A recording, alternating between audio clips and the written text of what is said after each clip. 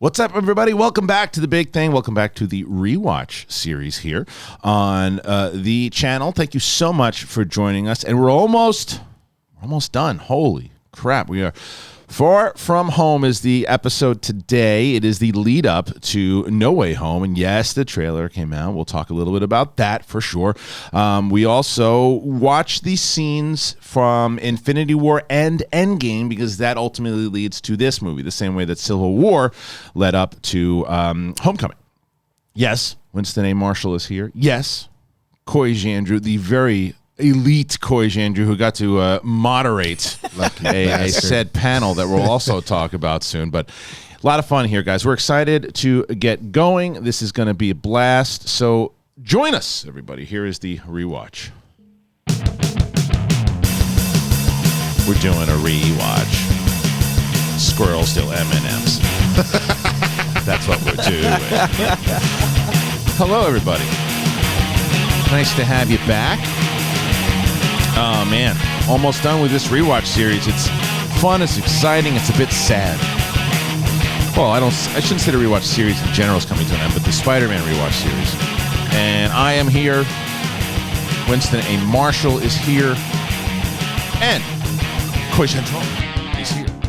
So what's up, dude? So stop holding back like you got a big secret. How did it go, you prick? Dude, I have my own story about this, but I want to hear. When you texted me, I was like, "Yeah," like I didn't know how to it was. I'll explain. Finish your story first, because I have a story about you hosting that, which is hilarious to me. Yeah, okay. So the preamble is it all started with Jake Gyllenhaal. So I was doing the Jake Gyllenhaal. Look at that. Look at that, bro. Also, look at his smile, bro. I'm happy. You like act like you've been there before, bro. Jesus. I didn't even know. Well, dude, I'm standing next to I know. I'm laughing because Tom's just like, "Hello, I'm Tom Holland." So much just. I mean, you guys, that audience was literally the coolest concert space. Like, I was vibing, man. I'm cheesing hard. I would be super cheesing. I mean, I don't blame you for cheesing. I'm just laughing because, like, looking at Tom, he's like, "Hello, yes, there's the trailer here." And Coy's like, "Hi, you guys, it's the Spider-Man. Did you know the Spider-Man?" All right, so tell me about it. Oh, shit. Is he there? Oh, is he I there? thought it was the squirrel nigga. It was the dog. There's my one. How did he get out? I don't know. All right, here, you guys talk. All right. Oh, my God. That's scared the hell out of me. Is this safe to pet now? Is this safe? No. Okay, I'm glad I'm not. He's right here. He's running around. Hi, buddy. Yeah, the shots and stuff. I want to make sure. Okay, we're flying in. We got a puppy flying in. Puppy flying over. We got a puppy flying over. Oh, my heart. I thought it was the squirrel, dog. I thought it was the squirrel. How big was that squirrel in your mind? For those 2 seconds, did you actually visualize I thought a it was 10-pound squirrel? Dude, I thought it was over. Like a full, okay, this is how I die. This is it. Okay, so for those no that one don't ever know, anticipates that squirrels are going to get you, but it happens. For those that don't know, Kristian apparently has had a squirrel attack where this dude keeps coming in. There's a Paddington Bear like cookie jar. And this thing has gotten smart enough to pull the head off the Paddington Bear, steal M&Ms, and run off. So, straight up, my brain, after Kristian telling us this, and that he's not scared of people, he just does whatever he wants. My brain is going, when this dog is climbing up my leg, shit, the squirrel's taking me away. I'm not going to lie to you. I thought it was a squirrel. Yeah, that was, I just didn't know how to. So this squirrel, by the way, I talked about it on yesterday's show, or Wednesday's show, rather. So this squirrel, he's been in here. I can't even tell you how many times he's been here because I haven't seen him. I only saw him. I knew that I saw him the first time I caught him. He ran out. Then my daughter said he was approaching.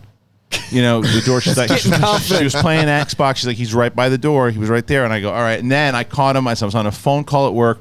He's going through the Paddington thing. He steals M&Ms. He runs off. Yeah. So the little bastard was in here again yesterday after I did the show. So at least 3. Minimum, probably 30. God. If you've seen 3, it's 30. If the door was open, he was here. So now the door is always shut. Yeah. But I try to crack it just a little bit. I want that playback. That's the clip out of this week. Last week, we found out I picked. This week, we saw you versus Squirrel. I know I only get one, and that's on SCN, not on the big thing. But that was pure terror. No, I felt this is why I'm not allowed to go to Not Scary or to Universal Hollywood Horror Nights, because I will literally scream exactly that at every monster and just. But that was just an adorable pug. Oh, it was so cute. very once cute. I looked down, Once but you at knew the who it was. time, But the tug, I felt the little ankle nip, and I was just like, I should be more afraid. Then I looked, and I was like, okay, because good. Hilarious. you panicked first. Yeah, no, I definitely were like, so I almost did the black thing where I got up and ran through the wall, bro. Like, that was. But, I mean, so that's Spider-Man. Okay, so no way home. Yeah, but so a couple different things to try to steer this back on track if possible. Good luck. Last week we had the realization you guys worked with each other. This week we have squirrels and dogs. Very intense. Things are getting real in the big thing. It really is. So all right. So getting into the first thing here, and that I almost is, made big thing in my pants. I can smell it. So the trailer drops. We've all discussed it at length on all Birds in the Hood. You've been on Real Rejects talking about it, but the event itself, it gets there. The hype for the trailer just seemed unreal in general online. What was it like at the actual There was event? nothing like that audience. It was just actually, I was cheesing as much about the audience as Tom, because Tom is very like reserved and British and very, and I'm so used to being like, hey, what's going on? And people being like back at the energy, and Tom's just like, haha. Like he maintains this very poised, like it doesn't leave. He was wiping that, his eyes though for like years. He gets emotional that way. He doesn't get emotional big. He Right, gets emotional right. inward. Like he's a thespian. Yeah. He's actually probably out of like, I've interviewed hundreds of actors. Out of the hundreds, there are very few that maintain this poise of like, I'm an actor. Right. And the dude is just so centered, so focused. But what I loved is I was watching Tom Holland the fan and Tom Holland the actor simultaneously. When he was watching that trailer, he was with the audience, and we had another area for him. He literally left that area, sat down with the crowd to watch it. That's so cool. Tom just wanted to be in it. That's so cool. And like to see him feel the memories of filming it, which is longer ago than we would have normally had. Right. So Right. there's some nostalgia. Also seeing him see all the special effects done. He'd seen the trailer, but never on that big of a screen. Sure. So all of those emotions mixed with him loving Peter Parker so much, him loving the fandom. So he was emotional because that crowd, I've been in so many of these. I've never been in a crowd that felt like Woodstock. Really? There was not a moment, there was not a seat, there was not a space in that room that wasn't me at a 12. Me at a 12. Well, that's why you're Like, there at that that's why point, I was right? me. Yeah, but look, so the other thing is, and I want you to be honest with me here. Okay. How happy were you when Toby didn't show up? Because you would have had to deal with it. Did you guys watch the footage? I didn't get to see everything. Okay, so there's a moment where I go, and now we're gonna welcome Spider-Man himself. And there was a slight pause before I said Tom Holland, and in my brain I went like, if I just said Toby. Right. Like, how much of a monster would I be? I would never work again. You would be. I'd never work. But I thought of you guys, which is the credit I'm giving this show, that there was a moment where I thought of you guys while I was introducing the real Spider-Man. Winston, So he didn't think about us enough to mention the fucking show. I'll No, tell you that. no, you I had all you this had free so time. many I had opportunities all for this free shameless time. plugs. I definitely. That's all you should have done. No one even knows my name Yes, at the event. that's I right. literally am like, I gained like 7 TikTok followers. But that's actually the funny part. No one cares to me, about it. Is Yeah, that no, like, I'm with Tom Holland. I know how much you work. I know these things that you've done in these interviews, and I literally think to myself when you're watching anything like this, you go, "Who's that guy? Who's this guy? Because I'm not Tom Who's Holland. this guy?" But like at the same time, I was like, "Oh, there's Coy." Right. Like, Well, They that's actually us. wanted a fan. Yeah. Like they Yeah. actually wanted a real Of fan course, host. and that's why. So that's why they picked. It's honestly though, it's a credit to you that nobody was paying attention to you. I wanted to be It's a- subdued. I wore dark clothes. I it's- tucked. Like I tried to be. It's much better for them to either say one or two things. Oh yeah, the host is good. Just kind of off. Yeah. That's the best compliment that you can get, as opposed to, I just wish I would have had someone else. Right, No, of I've not course. seen any Right. talking No, shit. Well, I no. saw Sony thanked me for being like, it's about Tom in the trailer, Yeah. and I struggle with that. I do most of my own shows as monologues because I'm not good Right. at sharing spotlight. But like this is something where I'm like, no, this is good on this reverence, show. bro. Thank you. So- but like it's an effort. So like with Tom, I wanted to make sure. I like hearing from you very much, Winston. So you were saying? Please stop talking. What was that, Winston? So yeah, what's your story? Because my half of this Yeah. is a buddy of mine. they that called I- you first. They were like, yo, Winston, Close. Angelique? honestly, close. No, so a buddy of mine that I work with on Citizen, he has been like the go-to guy for like red carpet and shit on Marvel's end. Yeah. So Marvel called him being like, we want you to do this, whatever. But obviously this is more of a Sony movie than a Marvel movie technically. So Sony, like they were like, no, we already got somebody. And I was just like, oh, dude, I'm so sorry. Whoever this dude is an effing prick.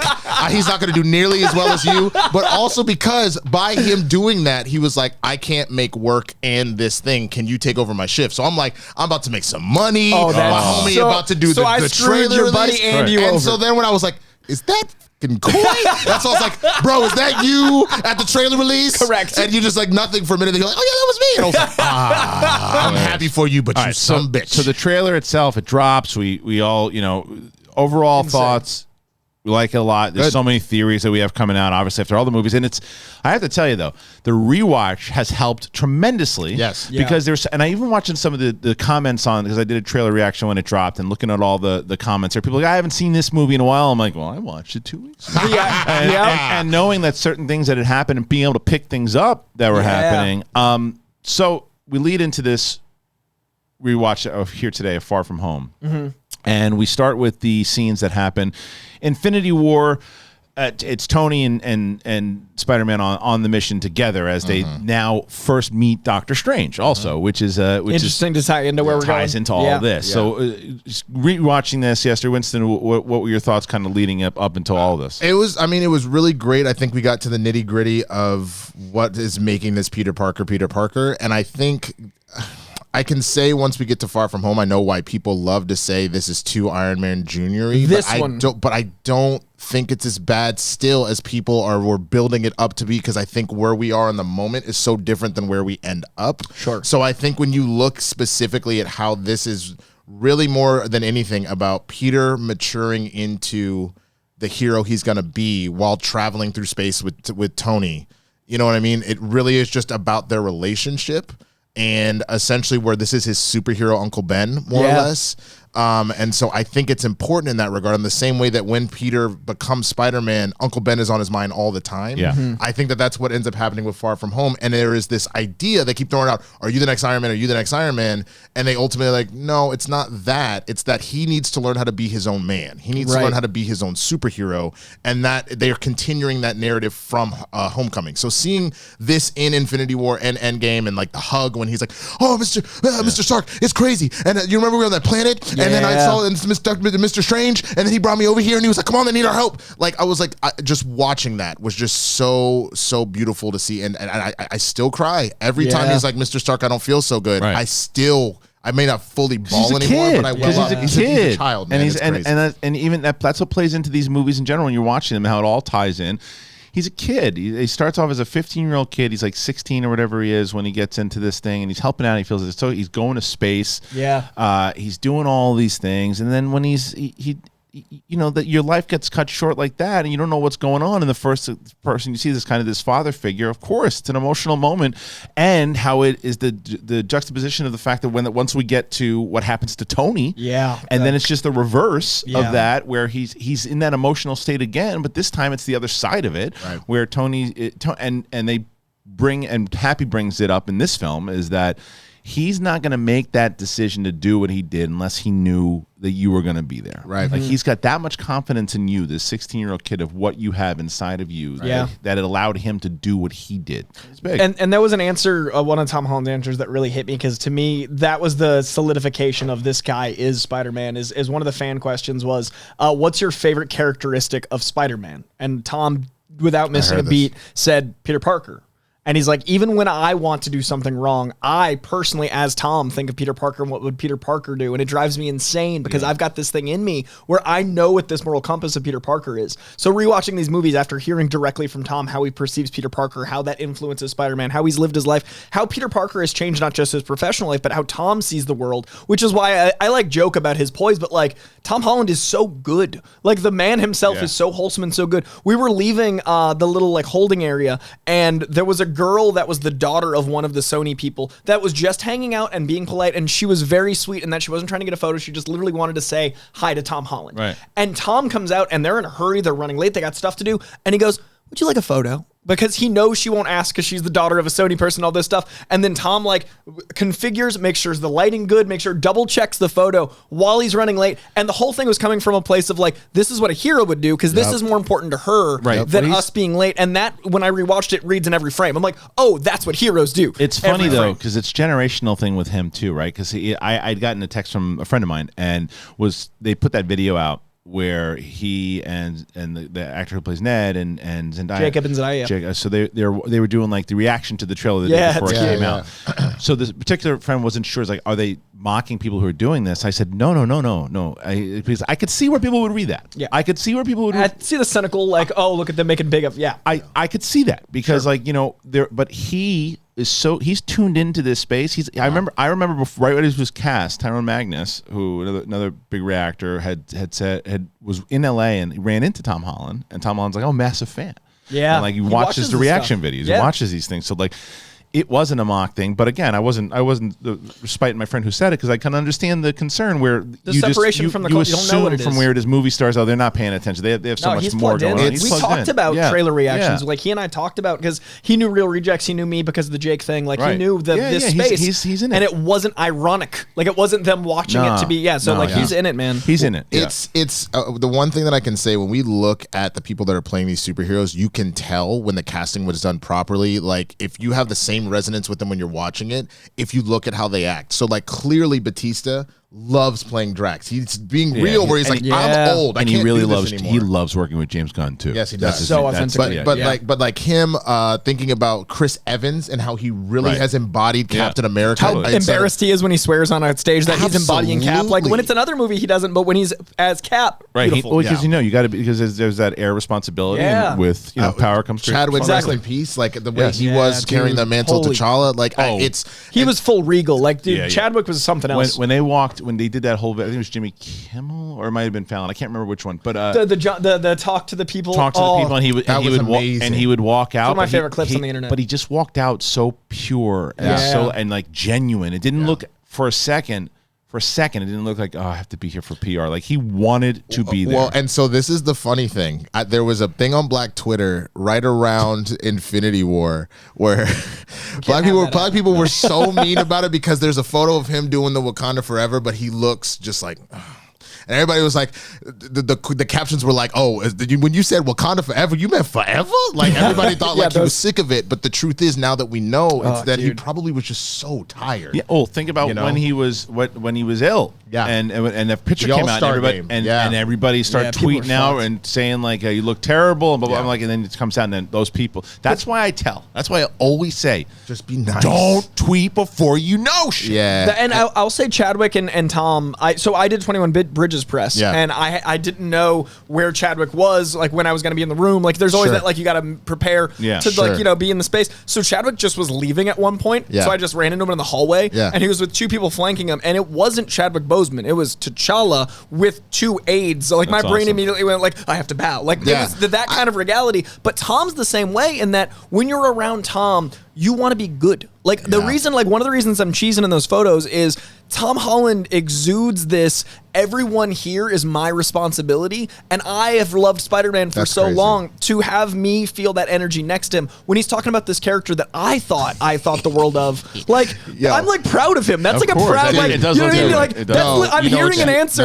You know what you look like? You look like Gwen Stacy. You should have kissed. You should have kissed. I'm just so proud of someone being Peter Parker so authentically, and them not being mad at themselves for it. I think a lesser actor would go, oh man, I've taken this too seriously, and he's just like, no, I'm gonna be this. He knows why, and especially the way that this particular thing is set up, and that's why when you go back to the rewatches, and the comments have had some people who say that this is like, whether it's Iron Man or too Marvel centric, these are three different Spider-Man franchises, right? There's the two that really rely on the origin and all that, and are standalones, and this one is connected to what is ultimately a big television series on film. 26 episodes to date, and it's very clear in this movie that we watch here today, or that we're talking about today. So before we get into, is there anything else inside of the two scenes or the two movies that we should touch upon?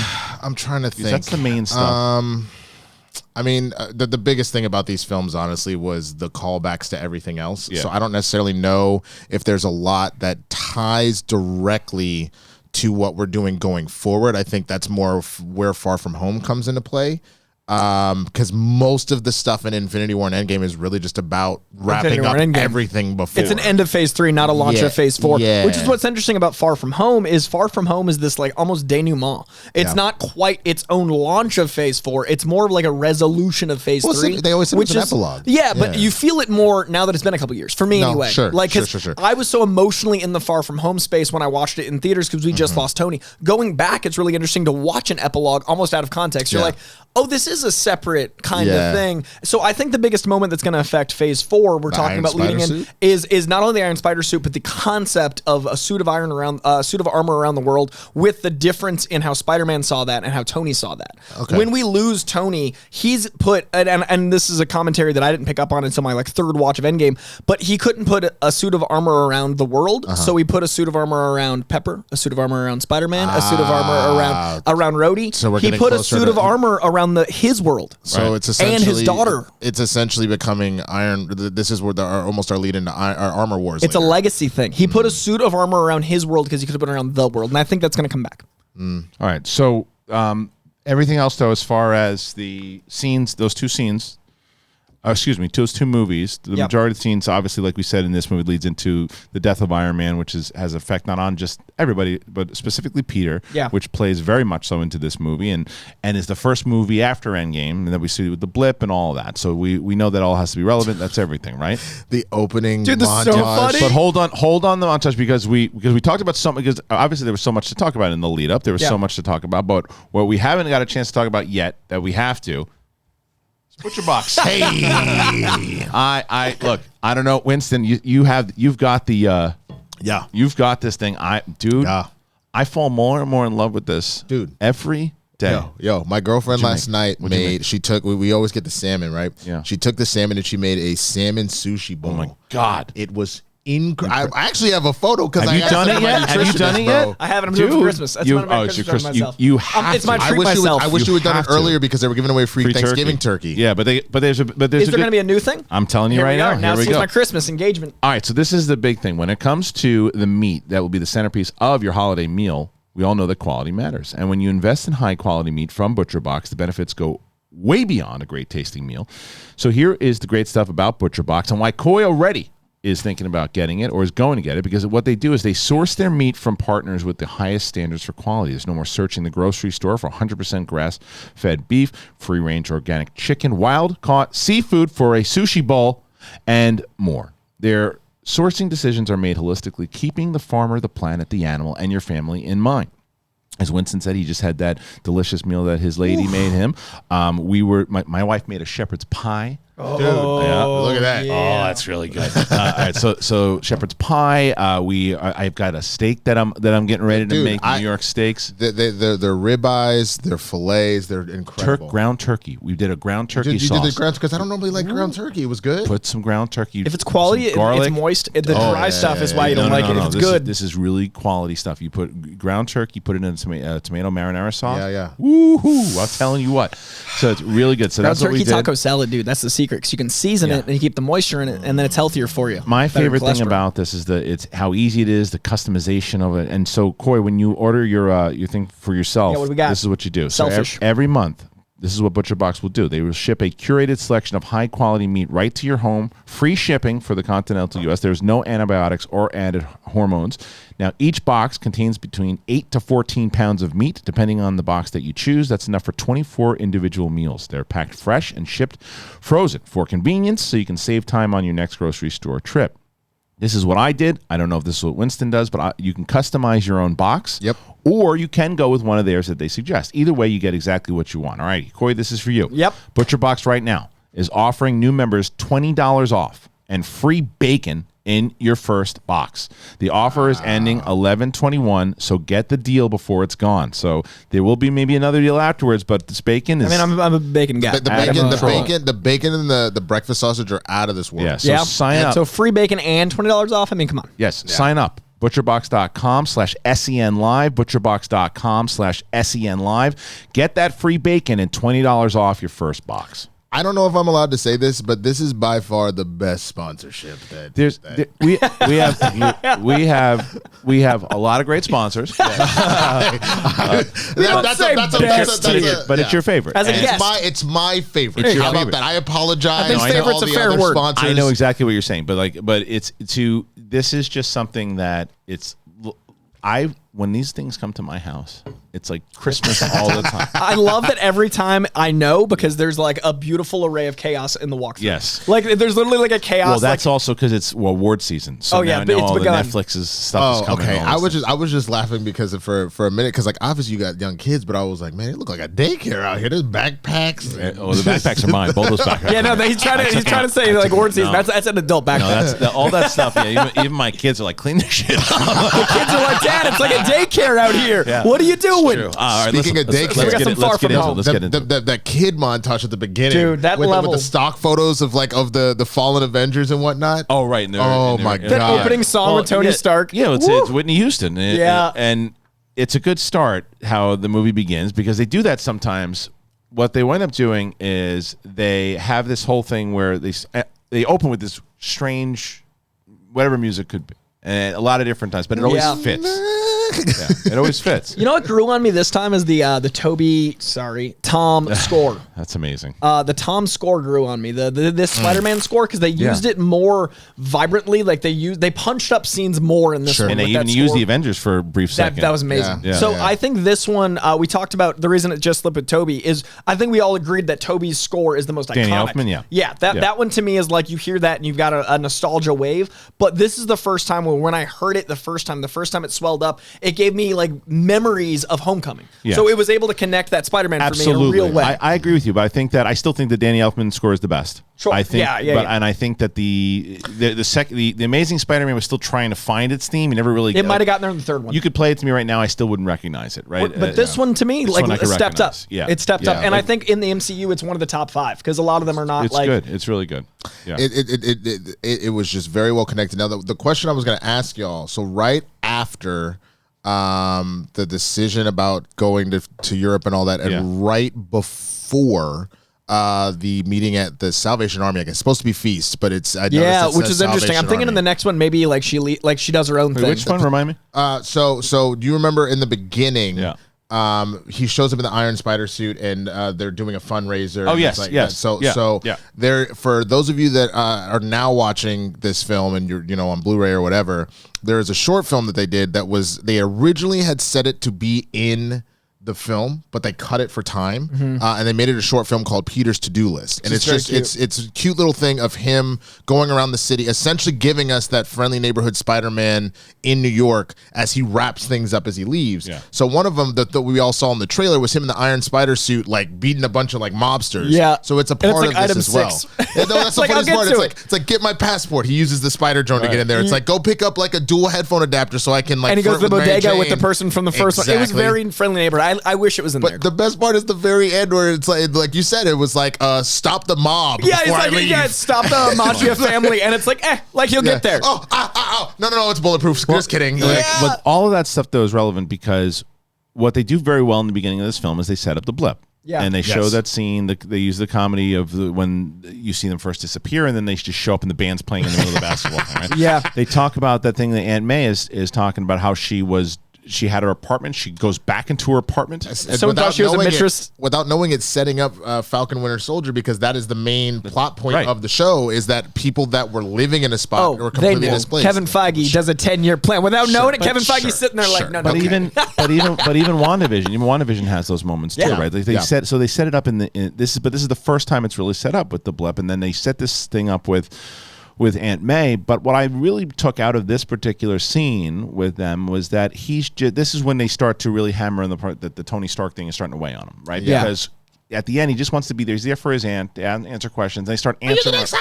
And he's just like, does anybody? And he says it again, going back to the thing. He's just a kid. He's like, can we just talk about like the neighborhood stuff? Yeah. like the world stuff. I don't really want to deal with that. I'm a 16-year-old kid. you know? Which is why specifically I get why people were like there was too much, but I took it Part the of it. exact opposite because I was paying attention to how he was taking it, and he was like, I don't want this. But I also- just want to focus on But this is the me. world that this Spider-Man is in. Right. So it's an like- Avengers right. world. But Like yeah. the Right. Avengers are more involved in everything in this Yeah. than the comics. That's what The Avengers are over here, and the X-Men are over When here, this- and then the yeah. comics.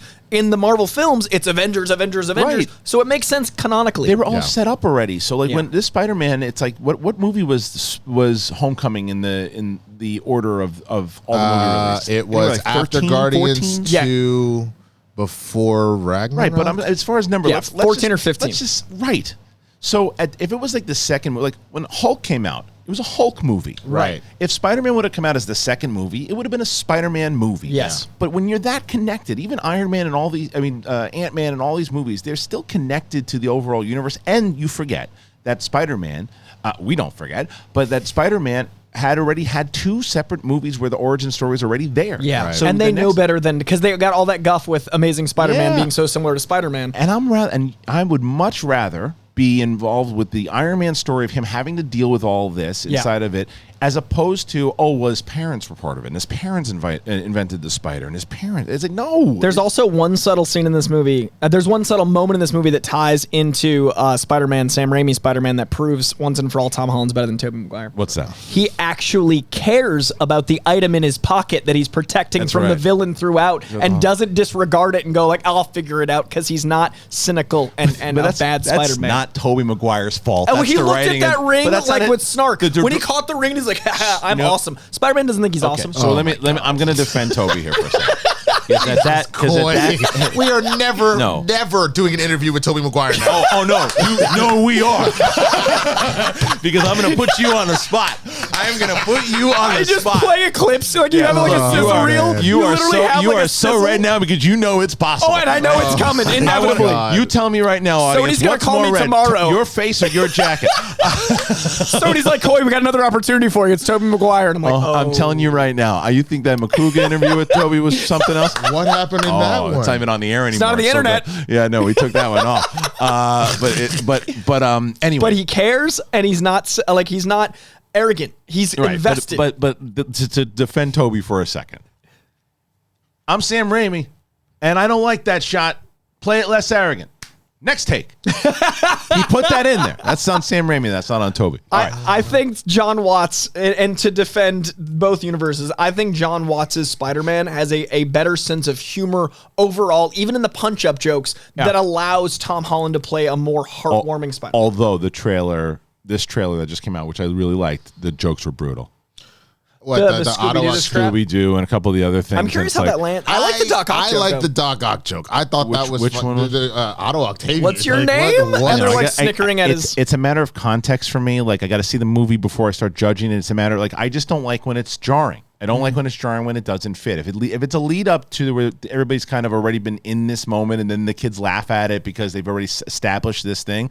But if it's just to get a crack, Imagine if you saw Arms of the Angel in the trailer, you would be like, "What is this movie?" Right, So I right. think in the movie those will work because you get I don't in disagree the with John you. Watts movie, I don't- you feel it. And because the humor does work in this particular Yeah. film in general. And I know you guys probably already know this. Maybe not everybody knows this that's watching this movie. But when they go to, where's their first location that they want to go? Venice? It's independent. Italy. Is They it? go to It's Italy. Italy. So when he's there, and I know most you guys know it, but like Beck's been watching him for the whole Yeah, time. he's in tons of shots. Beck's on the phone. Beck's on he's on tons of shots. I saw him in the one shot. Oh no, he's in 7 shots. He Is was he in your 9 in the 7? first I cut. They cut missed down to those. 7. I didn't know You that. didn't see He's any in of a them? ton of them. I would have assumed that he would because he knows that He's been watching them. figured out that Tony Gay He's in every location, and he's in Italy I 3 times. But I Okay. didn't notice that. I only but- see him. I'd like you to point out to me. I saw him once. Yeah. And so the one time I see him is right before he gets the thing for MJ. Yeah, that's the most clear one. He's on the phone, and the way that they cut it is brilliant. It's basically as the action.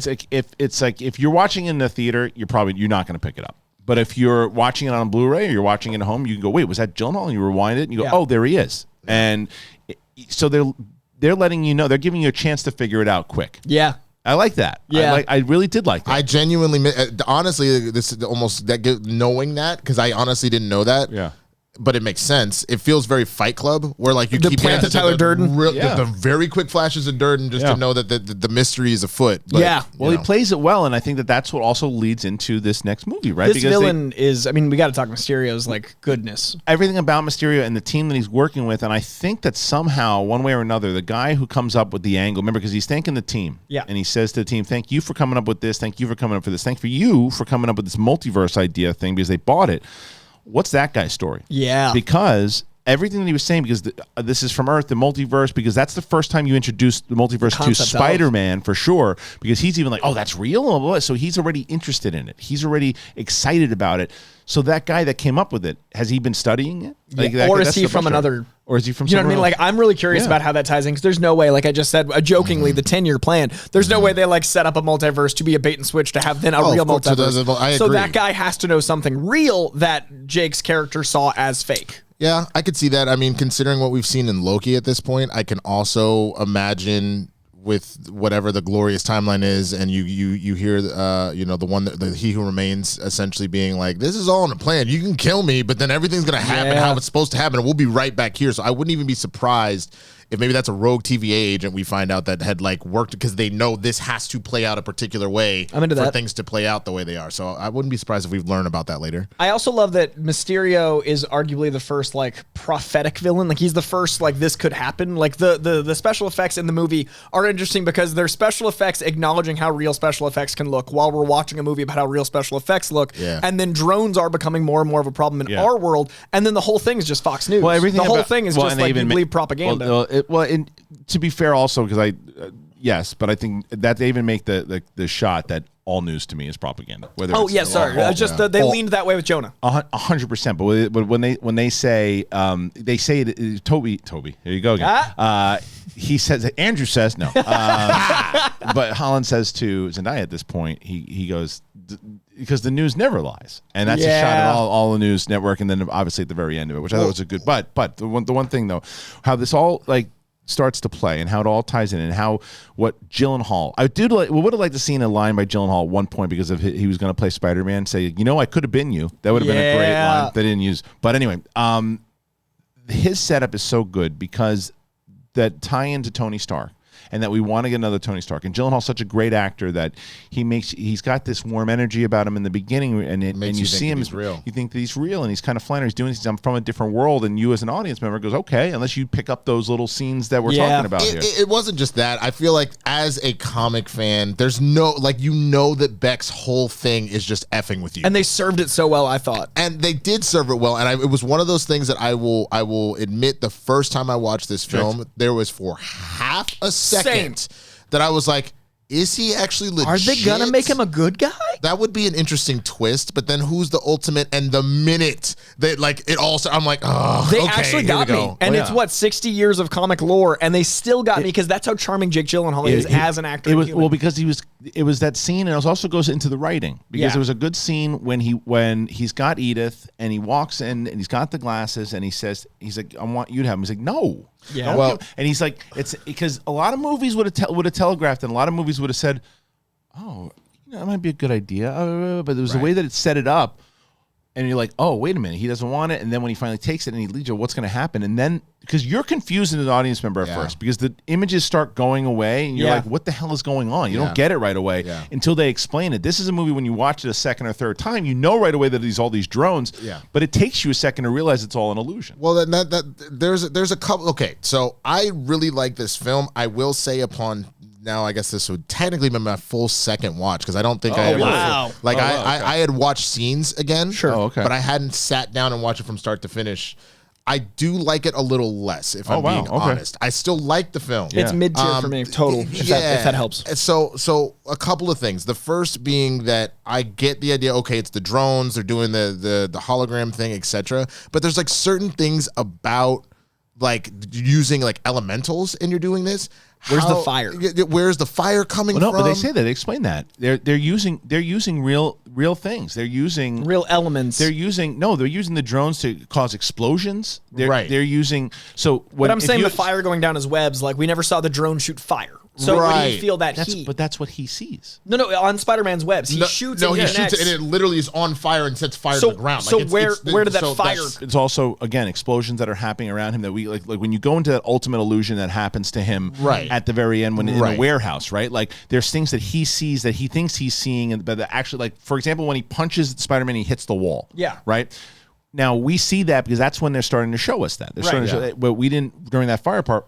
we're not seeing that part of it. But right? wouldn't you have felt heat or a lack of heat? But you still would have seen heat, but it's not coming from that particular element. It's coming from other things. But now, I'm there talking is a about moment. Tom. There is a moment that, like, again, we get a hint of it during the fire elemental where he tries to hit it and he ends up missing, and he hits something invisible. Goes, what the hell? Right. And They he do flips set it that up down. well. What I'm saying, there is hot stuff there. It's just not the element. I guess so. It was There's one a of those slight things that plausible deniability. watching it at the time, I bought into the suspension of disbelief. Watching it this time, my mind couldn't fully wrap around it quite as well because a lot of the other villains and things we've been dealing with before, I know not more clear. It just is a little clearer. I get it. I think it's funny because it seems like every episode that we do one of these things, like one of us is always like, I like this movie a lot more, and the other two are like, It actually works for us because it's like a defending. It's like a devil's advocate. Because this is like the 5th time I've seen this movie, and I like it more and more every time I see it. I watched it. I think I watched this with my wife like 7 months ago. So when I went to watch it again, I was like, I don't know if I need to watch this again. I just watched it 7 months ago, and I was like,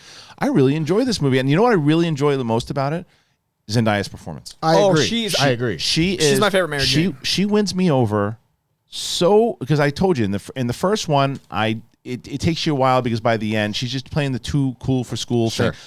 But she explains why in this movie. Yeah. And it's like this defense thing, and she's so damn likable in this So movie. charming. She's She's so charisma charming. incarnate. Like you think Tom Holland's charismatic, then you meet her and you're like, how do I not like you're the best? Yeah. And it's the Wanna same be Spider-Man? right? Yeah. It's the same thing we were saying with him. She's a little teenage girl. Yeah. She's a teenage girl trying to figure it out, and she's like, You care so much about her emotions, and like she's her so emotionality. honest, and she's so honest, and she's just like, oh yeah, and it's like one of these. I hate these certain tropes sometimes when you can be honest with somebody in the movie, and instead they go, oh no, that's not what I was thinking. But the way that it's done here with her, you understand why she's doing it, and it doesn't become like a massive thing. He's just like, are you just watching me because I'm Spider-Man? She's like, well, yeah, why else would I do it? Right? Yeah, and that's you, such a cute teenage But thing. you buy it. You buy it, and it doesn't play as much into the trope as it normally does. Like, normally get annoyed with that kind of crap. It's like, yeah, okay, we're just going to wait until we finally tell him. But it's not that. It's by the end, she says, no, of course, I'm into you. And I was only 67% sure. Like there's so many moments that are just so teen and adorable. Now there's two beautiful dualities in this movie that I didn't catch the first time that are kind of like subversive dualities. There's the bridge that scene happens on. So maybe just think that I love. But you think about Spider-Man. The Spider-Man trope is a bridge. In life, bridges connect us, and bridges. A lot of bridges in Spider-Man. A lot of bridges in Spider-Man. But bridges about life and positivity are where we have death. Gwen Stacy, Mary Jane, all those things. Here, a bridge about death is where we have life. We see their coupling happen on a bridge that is where they hung people. Love that duality. The other one is it's a whole thing about media being negative. It's a whole thing about like things appearing when they are the other. So social media becomes a positive because they save them through social media, and mass media becomes the negative. So it's about individualism versus mass marketing. So I don't know if those things were intentional, but I really enjoyed the individualism. Come on, Feige has a 10-year plan. Feige's got a 10-year plan. John Watts is like writing a thesis on the Matrix with me. But it's a really interesting thing. And you can pick up a lot from it. And I think that there's a lot of great, like this, as we talked about with the Amazing Spider-Man films, there are a lot of great like Spider-Man moments that come out of that. There's, as flawed as some of the movies are, there are moments inside of those two movies that we talked about that just plucked right from the comics or our imagination of what Spider-Man was. That to me is this movie during that sequence when Mysterio first shows him all the illusions, and he sends him to Queens, and he sends him to, and he's doing all these. It was something I just felt like I was 10 years old watching Spider-Man again. Yeah, it's these two issues, Amazing Spider-Man 66 and 67. There's actually the scene where the fist comes out and grabs him. That is the cover of 67. So it's this arc. This is a 2-issue arc from that age. And it's funny because the first time I met Tom Holland was in London because I was doing the Jake thing. And Tom was like just leaving an interview. And I was like, dude, that John Romita sequence was something else. You got some Ditko line work. There was a little bit of Buscemi. And I literally just threw all this comic stuff at him. And he was like, thanks, mate. And I could tell like he knew what I was talking about, but he'd never met someone like me that was like, so I saw his brain going like, this guy's read comics. I think I'm afraid. And then this interview, it was really nice to readjust to be like, I know me and an 11 too much. Yeah. But this moment was when I knew John Watts knows this. Like when I trusted John Watts with the visual language. Mysterio, though. You're talking about the ultimate Where like who knows? You mean the whole sequence of like once it's he's in the black Night Monkey suit and then he turns him into the Spider-Man suit and then there's that whole sequence with the zombie Iron Man like that it's like 15 minutes. No, that's for sure. 2 issues of Spider-Man. Tell me about Mysterio a little bit too, because in this movie he is an ex-employee of Tony Stark. Right. Was that in the comics? He's a movie special effects artist. Okay. So he works for the movies. He really stops getting work because they change how movie special effects are done. That there's so many levels of meta irony. I thought part of it though was that they were like, "Hey, dude, like chill out with like," because he wanted to put too many explosions in, and he ended up killing somebody until he got fired and blacklisted. Until he's like, "Well, screw y'all, I'm gonna do my thing." Okay. And it ultimately ends up being like Spider-Man, like, "Dude, you're gonna kill more people. You can't keep doing this." Right. And then they go. He also ends up being. From a different angle, but because of the illusions and the hallucinations, he ends up being like the Marvel equivalent of Scarecrow a little bit. Okay, so there's comparisons to what they ultimately do. They just modernized it. And the like make it twice as damaging is kind of that commentary. But also attach it to the MCU. Exactly. So I actually think it works pretty well that they attach it to Tony Stark. And I also think that barf sequence was genius. Really good. That was smart. That was really good the way they tied that back in to give us a tie-in to Civil War. And bringing Ralphie back from Iron Man 1. Dude, come on. To have the sequence of all of the employees that Stark or his cohort, so Obadiah Stane in that particular case, have screwed people over. Yeah. And Genius. they're like, because Tony's a billionaire. That's what they do. Like that's how you get to be a billionaire. It's again, John Watts almost putting some sort of like his own philosophy lesson in this, because the whole idea that there's no ethical billionaires. Right. So you get back to that whole idea that Tony has stepped on everybody to do whatever the hell he wants, even as he was a hero. And that, I love that it wasn't like he was a warmonger because Tony was, and then became good. It was like no, he was still a billionaire taking this guy's technology while we were admiring him as an Avenger. And mocking but yes and no. Because the other part was, as Gyllenhaal says himself, the reason why he let him go was because he was wanted to do all these things that Tony felt like he was unstable. And he was doing these things. So there was. But I like the fallibility of man with Tony. Absolutely, the fact that because Tony could have maybe been a little bit more sensitive to someone who's unstable and not call the thing barf. People, right. So or make Edith, even in death, I'm the hero. Yeah, there's clearly some issues there. It's an ego thing, and Happy even says it. Happy basically says it about Tony. He was his own, like he couldn't get out of his own way a lot of times, and he questioned himself all the time. Tony wasn't perfect, not by a long shot. That's why we also, I think, respond to Tony Stark so well, is because he's flawed like we are, right? So that's why that works. But ultimately, when you dive into who Tony Stark is, he's a good man, and that's why he's like this. Look, when you sacrifice yourself for the entire galaxy, you're going to be the one. How will you live up to that? And even Happy says to him on the plane, you can't live up to that. You just got to do what you have to do. And I thought those moments were really well. There's one part that really bothers me in this movie, though. Which part? The AC/DC Led Zeppelin part? Oh, I got a kick out of that one. I think it's funny. I got a kick out of it. No. When they're in the room and they're all sharing their secrets, and she and Zendaya gives that great thing about I tell the truth. Flash I liked more in this one than I did in the original, in the first one. Flash mob. Yeah, and just how he loves Peter so much and how he just wants to be. And they said connection. You're gonna have to tell me what the connection is with the mother, because I don't understand. But then Happy goes, I'm dating Spider-Man's aunt. Okay, so you just told everybody who, basically. Not necessarily, because if they don't know, so he cannot show up to anything that Peter Parker has now. That is correct. That's but what I'm remember, saying. half the people in the room already know who Spider-Man is. 2 out of the 4. 2 out of the 4. Half the people in the room. So he revealed the 2 people that he's Spider-Man. You want to reveal it to Flash and the girl from Kiss Kiss Bang Bang? Not Kiss Kiss Bang. The nice guys. 1, they got to figure it out. And 2, it doesn't matter, because guess what? In about 15 minutes, the world knows. And that's ultimately why they did it, because everyone's going to know anyway. It's moments away. And the other thing I hated, I can't stand the Ned thing. The babe stuff. Him dating Betty. Oh, I hate it. That was funny to me that they gave Betty Brand they gave her because they really did sideline her. She did well in The Nice Guys. They were like, she was just in Mayor of Easttown. She was great. She's a great actress. But I feel like that might have been a thing, is they realized they cast an incredible actress. Let's punch up that character. I don't mind either one of them as an actor. I thought Ned was fantastic in the first movie. He annoyed the hell out of me. Not him as an actor. Right, just the character. Him in the couple or the whole movie? No. When he shows up to after MJ finds out that he's and he played, like, to me that was more of the same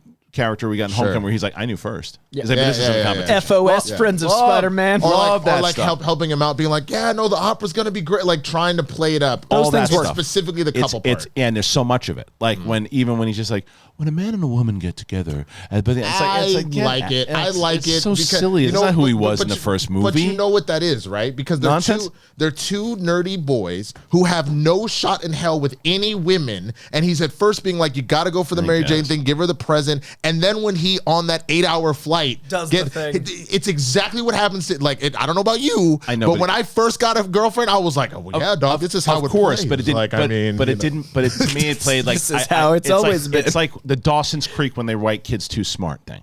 Like the dialogue didn't fit the character. It was for a gag. Right. The whole thing was for a gag, like where they had this whole relationship, and then they get off the plane like, oh, we broke up. It was too winky. It was a gag. It didn't seem real anymore. Like I'm curious, and this is something you might not have noticed because the removal from it is Dimitri, the guard in the Marine. Chameleon. So he's the chameleon, or he could. What does that mean? So Dimitri is a character from the comic books who can change his face to look like anyone. So he's one of Spider-Man's first villains. He's actually I thought he was a good guy. No, Chameleon's a bad guy. Okay. He was the first appeared in Amazing Spider-Man #1. But see, this is the thing that's interesting because they didn't ultimately reveal that, and because we find out at the end of this that Nick and Maria were actually Skrulls. I think he's a Skrull. I think he's a Skrull. Yeah, and I think they might make Chameleon a Skrull. Because that would make more sense for powers.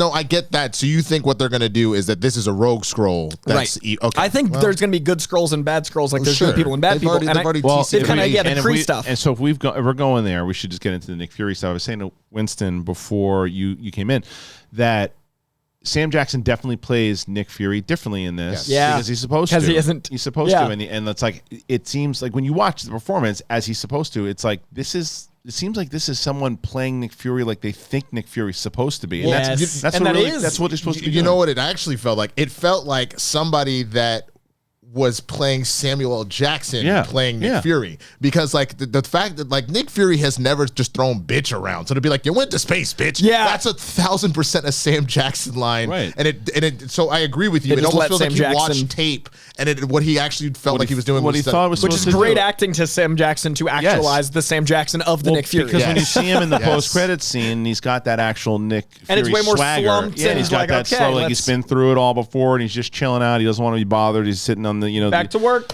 That to me, it played really well, and I thought the duality of that. Yeah, and the Ben Mendelsohn scene was great. But the ultimate, and before because we got to get into all the stuff that happens with Mysterio and how it comes into the actual play of J. Jonah Jameson. We'll get into all of it in just a moment. And before we do it, ladies and gentlemen, gotta tell you, you better be. I know you're wiping your butts the wrong way still. I know that you are. I know you're scratching up your aces. And you shouldn't be scratching up your ace. There's no reason to do it. And here's something that you can do because I want to give my family and friends something more memorable than just a gift card this holiday season. But it can be tough if you're thinking about a meaningful gift. And I want to give somebody something very unique, cool, yet eco-friendly, techie, but also affordable. You know what that is? Hello Tushy. Hello Tushy bidets, they tick all those boxes. Buying for a lot of family members? Is that what you're doing? Oh, Spider-Man score. Yeah. Hello, Tushy. Hello, Tushy. The bidets are a great gift for your eco-conscious cousin, the neat freak sister, the farty dad, and anyone who poops. And you know who poops? Everybody. We all deserve a better clean while contributing to a healthier planet. And let's talk about that gift that keeps on giving. That's Hello Tushy bidet. When I got this bidet, I didn't know it was going to be is this going to be a pain in the butt, pun intended. It was not. Very easy to install.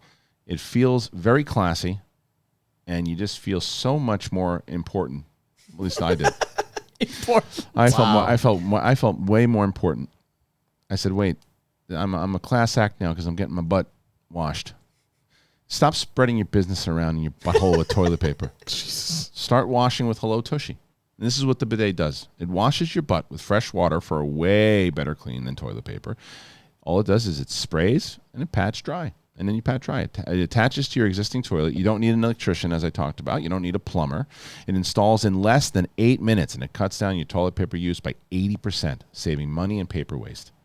Make your restroom the best room with the complete Tushy system, including the Tushy bidet attachment, the ottoman, the toilet brush, and Tushy stands and tissues. Join the millions of happy Hello Tushy customers right now who take care of their Yule logs the dignified way. Gift. You want to do a gift? Give the gift of a clean butt to yourself and your loved ones this holiday season and get 10% off plus free shipping right now at hellotushy.com/bigthing.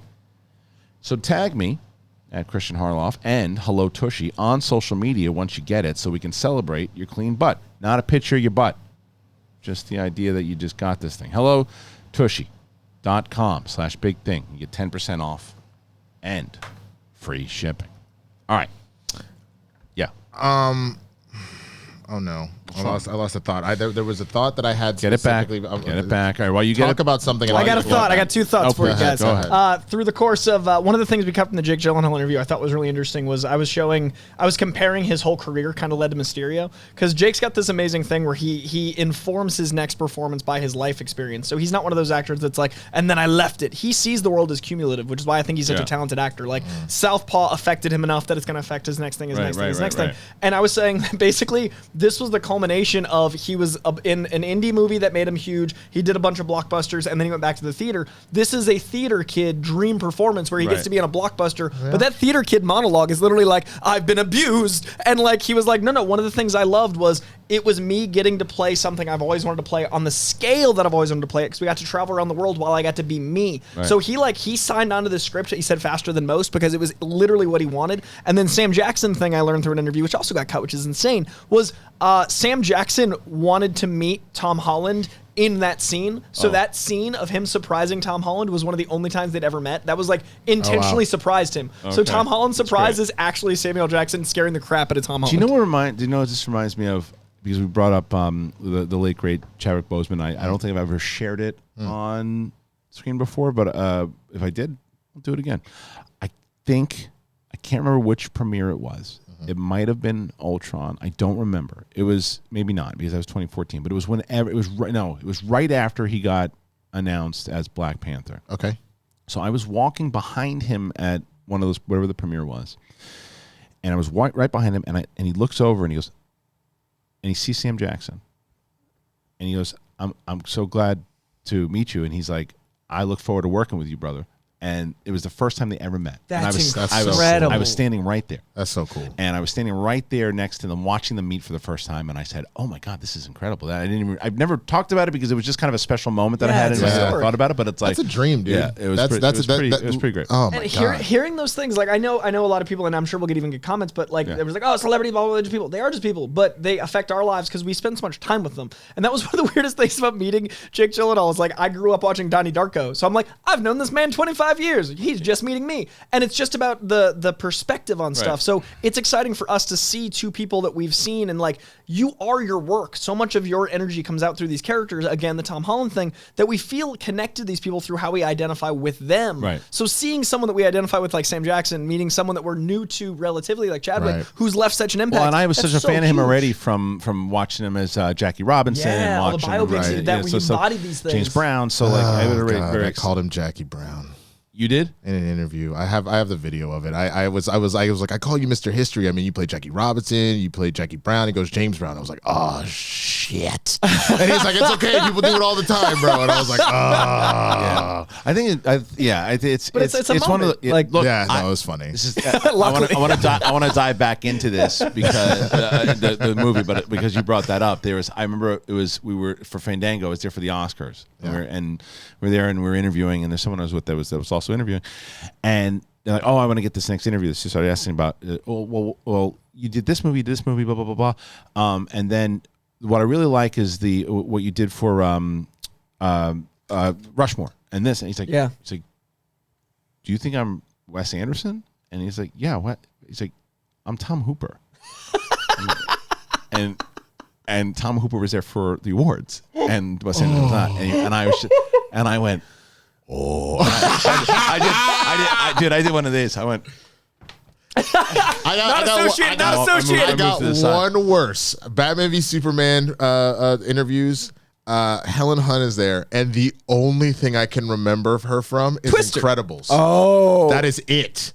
So like because we're talking about superhero stuff, I'm just like, No, so, IMDb is right in your phone. not in the middle of the interview. Well, before because the I went interview. in before thinking I know Helen Hunt, I'll be fine. It's Helen Hunt. And then all of a sudden I'm like, Raising oh, Arizona, you never seen it? I hadn't. No. At the time I hadn't. All right, But all right. I just went in and I was like, I'll be fine. Oh, Helen Hunt. Yeah. Yeah, I said. don't think she's in Raising no, Arizona, she's is she? not. Okay, I was gonna call you out. No, You're no, confusing you me should. now. I know Helen Hunt from Castaway and from I'm like, This is incredible. Right. So like I She's was not, like, but she's not. That's That's a different voice. That's someone else. Helen Hunt is the one I'm thinking. Yes, from Raising Arizona. So Incredibles is the you're- same actress you're- from so Raising Arizona. Here's where we are right now. no, Yes. no. You're thinking of a Who- different. then person. who Helen, is the- Helen Hunt is from Castaway and from Mad About You. That's who Helen Hunt. Dude. And This is and incredible. you're talking about. I know who you're talking. You're talking about Holly Hunter. Oh, Yes. Jesus. You're talking Who about is- Holly Hunter. But Holly Yes. Hunter is So in Batman v Superman. Okay, so Okay, I was correct. okay. Correct. Okay. She's So in those three. Yes. Isn't All Helen right, Hunt?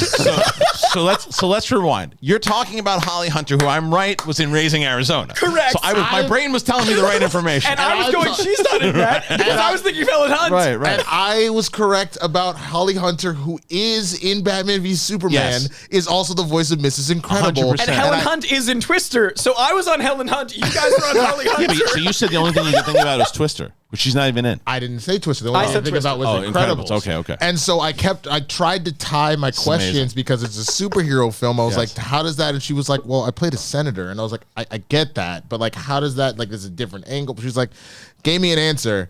And then I had nothing left and 4 minutes left. and I was like, dude. how was the tea? Yeah.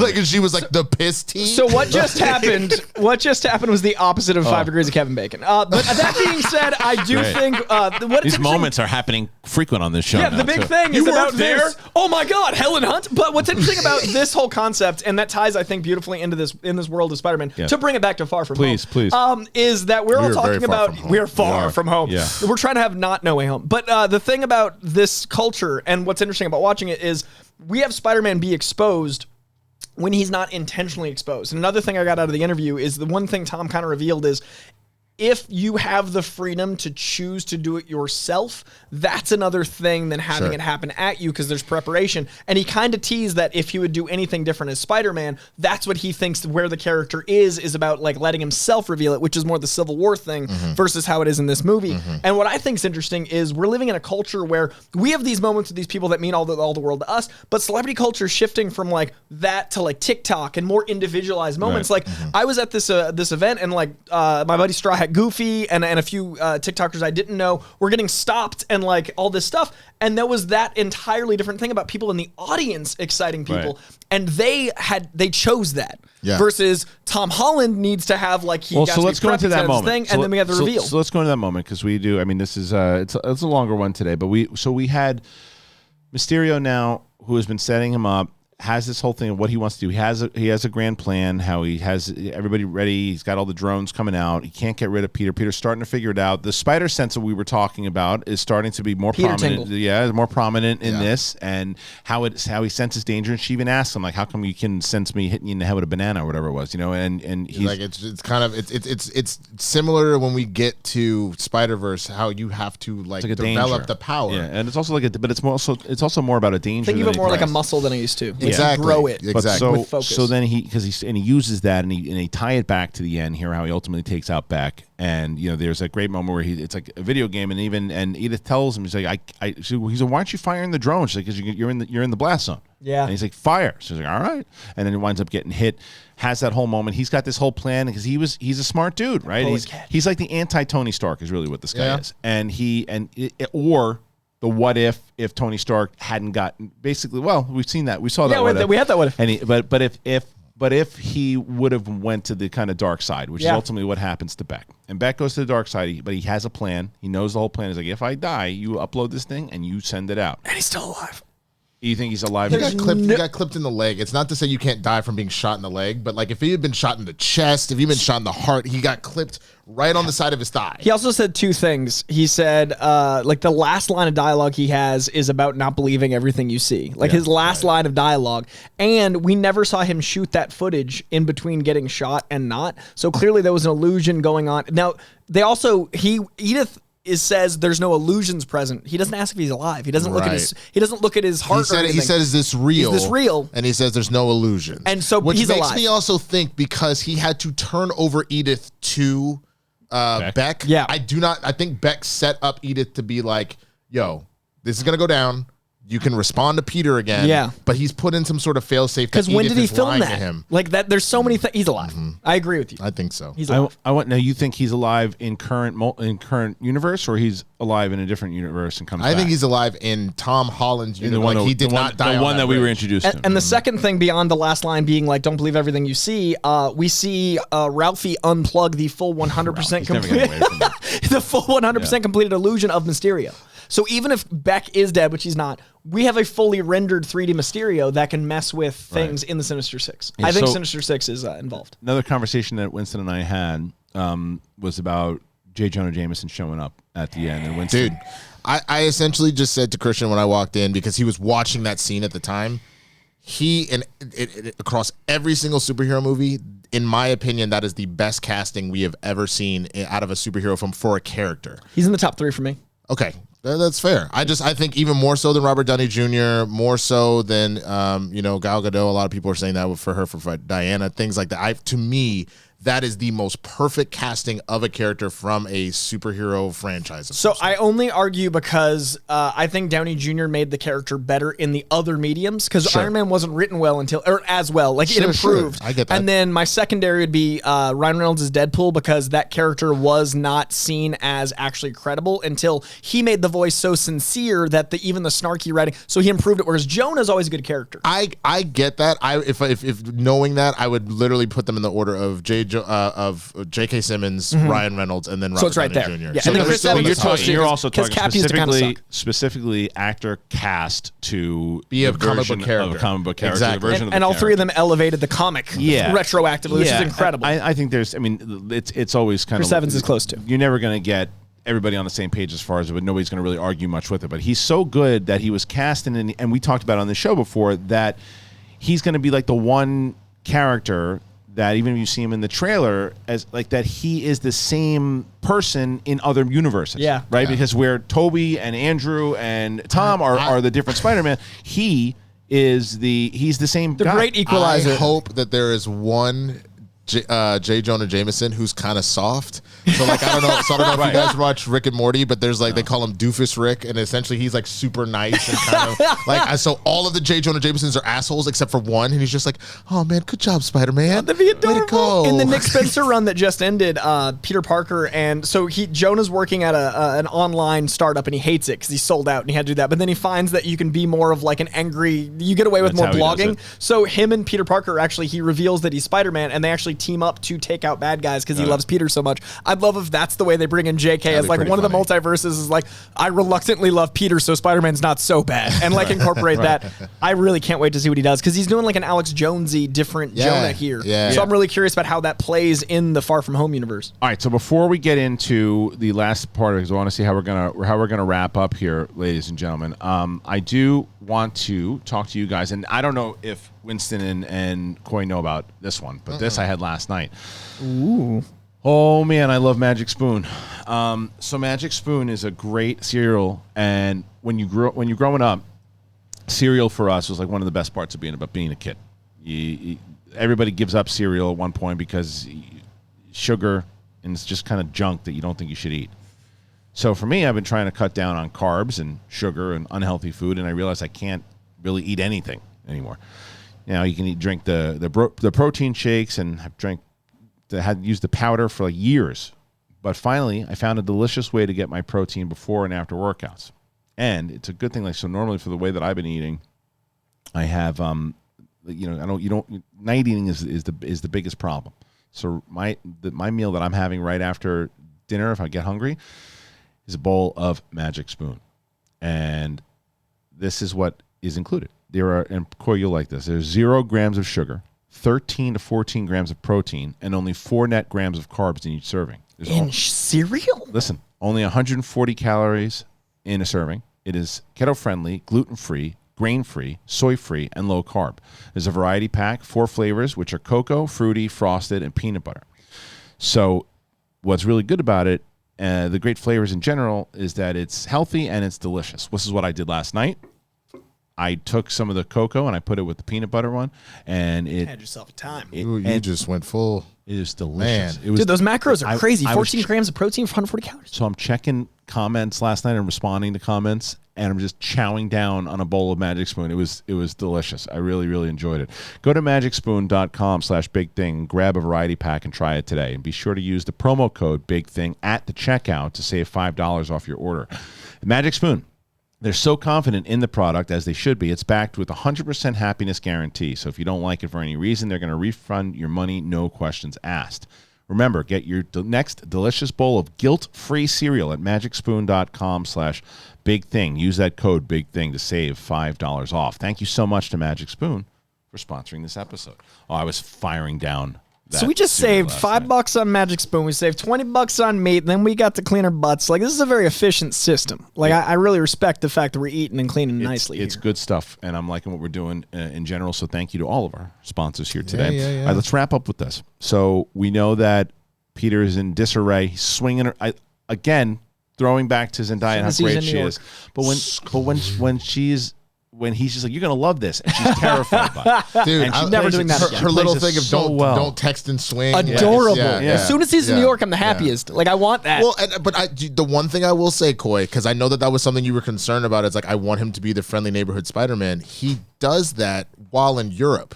Like, he's still, the fact that he's like trying to save the tower and he can't do it. I had a thought this time, which I never had, was when he was on that bridge in London, I actually had the thought, like, I'd love to see him if it was in New York. And I've never had that, where I was literally like, yo, just put him where he belongs. And it was a weird moment of like, it's the same actions like you're saying. I'm just like, I just demand a certain accent. Like, and it's weird that I'm just so associative. I get that. I guess for me, what I took from it, even again tied to the double entendre of the title, just the far from home, but he is still trying to play the neighborhood hero, because they're like, you gotta stop this multiversal threat. I don't want to do that. I am on summer vacation.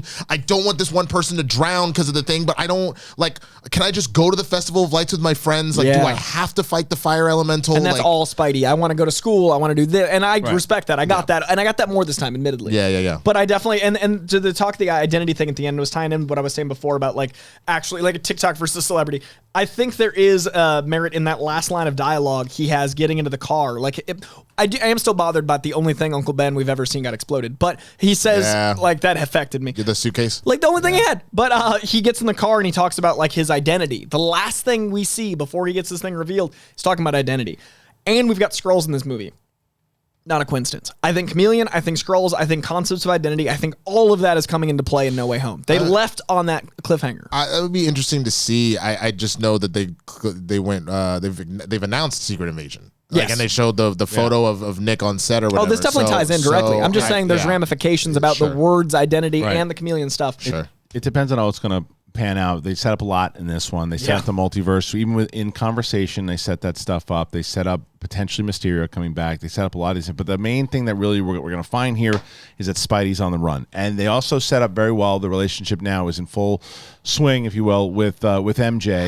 And MJ, we see that in the new trailer. We see that in the new trailer that they have. They cute.